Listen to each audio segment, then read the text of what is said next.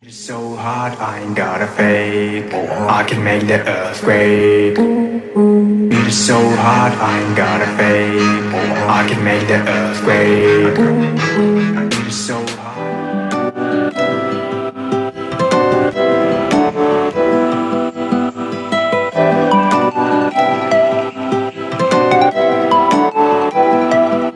Nah, pakai ulur ya.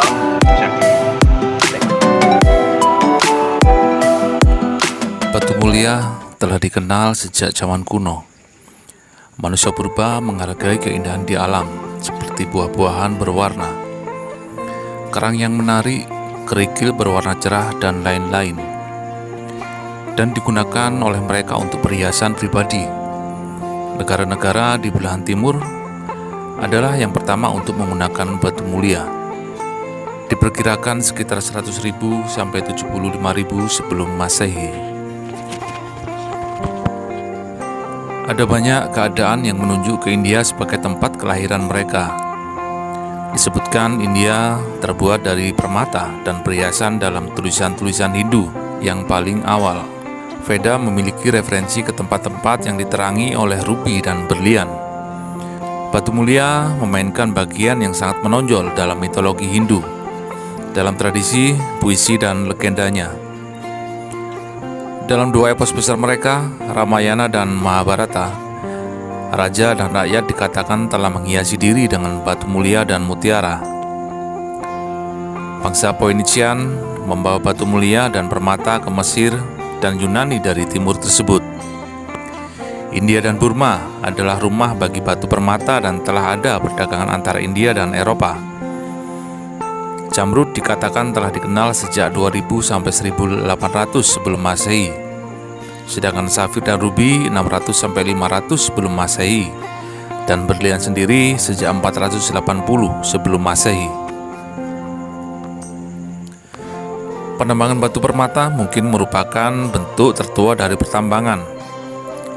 Manusia primitif dikatakan telah mengenal 18 jenis permata dan batu hias sebelum mereka tahu jenis-jenis logam. Pada awalnya, permata dicari pada kerikil sungai dan sisa-sisa galian. Tetapi pada tahun 3400 sebelum Masehi, tambang turquoise di Semenanjung Sinai dioperasikan. Ini mungkin perusahaan manusia pertama dalam perkembangan batu keras. Tambang lapis lazuli di Afghanistan mungkin sama-sama tua. Tambang Zamrud Mesir di Pantai Laut Merah yang dioperasikan sekitar tahun 1925 sebelum Masehi. Penggalian berlian dari India dan tambang safir rubi Sri Lanka beroperasi sekitar tahun 800 sampai 600 sebelum Masehi. Brasil menjadi terkenal dalam perkembangan berlian pada tahun 1725, yang pada gilirannya digantikan oleh Afrika Selatan pada tahun 1870. Pusat-pusat perdagangan dunia dalam hal permata sebagaimana yang diketahui oleh banyak orang, Babilonia, Alexandria, Roma, Venesia, dan Amsterdam. Dan sekarang London, Paris, Antwerp, Amsterdam, dan New York. Akan tetapi, Perang Dunia II telah menyebabkan gangguan meluas di Eropa. Batu mulia merupakan salah satu komoditas paling berharga dan kompak, yang memiliki tren kenaikan nilai dalam jangka waktu yang lama. Kekayaan besar dalam terkonsentrasi dalam paket kecil sebuah batu. Sejak masyarakat menikmati pasar internasional, batu mulia menjabat sebagai bentuk investasi selama berabad-abad. Hal ini telah diibaratkan sebagai pertumbuhan kekayaan keluarga dari beberapa pemeluk agama Hindu. Kecenderungan yang sama juga berlaku di barat, di mana kekayaan mudah disembunyikan atau mudah diangkut dalam hal terjadi gangguan ketenangan politik. Selama perang baru-baru ini telah terjadi kecenderungan besar untuk berinvestasi pada batu mulia, dan perdagangan permata memiliki saat gemilang. Batu mulia juga telah menyebabkan eksplorasi dan perjalanan dari pedagang permata serta membentuk sumber informasi yang bermanfaat mengenai timur ke Eropa di abad pertengahan. Batu mulia dianggap sebagai bunga dari kerajaan mineral. Mereka adalah mineral dari beberapa pengecualian seperti mutiara, karang, dan gading. yang merupakan produk hewani, amber dan jet dari bahan nabati. Material permata atau batu mulia merupakan mineral yang dibedakan dengan tingkat kekerasan mereka, yang memungkinkan mereka untuk dipakai sebagai perhiasan pribadi tanpa kerusakan, dan dengan warna dan kilau yang membuat mereka menarik. Kualitas ini mungkin bisa didapatkan di beberapa mineral. Beberapa di antaranya tidak bisa disebut berharga, namun dapat disebut semi mulia. Batu mulia adalah mereka yang benar-benar langka dan sulit untuk didapatkannya. Ini hanya definisi sederhana. Rubi dan zamrud sekarang langka dan sulit diperoleh karena dianggap sebagai batu mulia peringkat pertama. Tetapi jika ada persediaan besar dan jika ametis yang menjadi langka, maka ametis yang akan menjadi berharga, sehingga menyebabkan pertukaran pangkat. Sekali lagi, argumen ini ditentang oleh berlian. Persediaan besar dari berlian telah ditemukan dalam beberapa tahun terakhir, tetapi pasar dikendalikan oleh kombinasi yang kuat. Saham besar yang ada di cadangan dan peringkat sebagai batu mulia dengan harga tertinggi tetap bertahan, tentu saja oleh sifat intrinsik.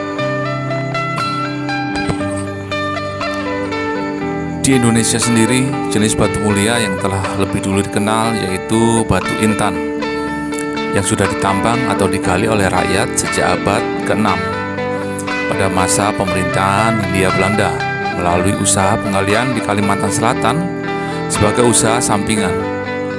Sedangkan industri pengrajin batu mulia yang berada di daerah Sukabumi, Jawa Barat telah beroperasi sejak 1930.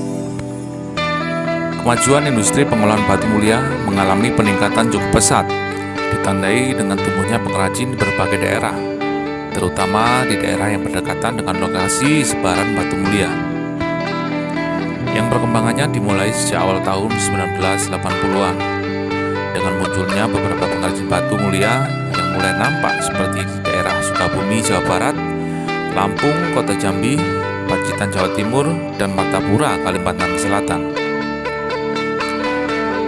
Atas prakarsa Departemen Perindustrian dan Perdagangan dewasa ini, daerah-daerah tersebut menjadi sentra industri yang terdapat hampir di seluruh provinsi Indonesia. Untuk dapat memberikan informasi yang lebih jelas dengan berbagai aspek tentang berbatu muliaan, maka pada tahun 1980 dibentuk Organisasi Masyarakat Batu Mulia Indonesia atau MBI yang berpusat di Bandung, Jawa Barat, yang mempelopori terbentuknya cabang-cabang di setiap provinsi di Indonesia. Pada 2014 silam, sempat booming batu permata hingga semua orang memilikinya, baik yang muda, tua, laki-laki, dan perempuan.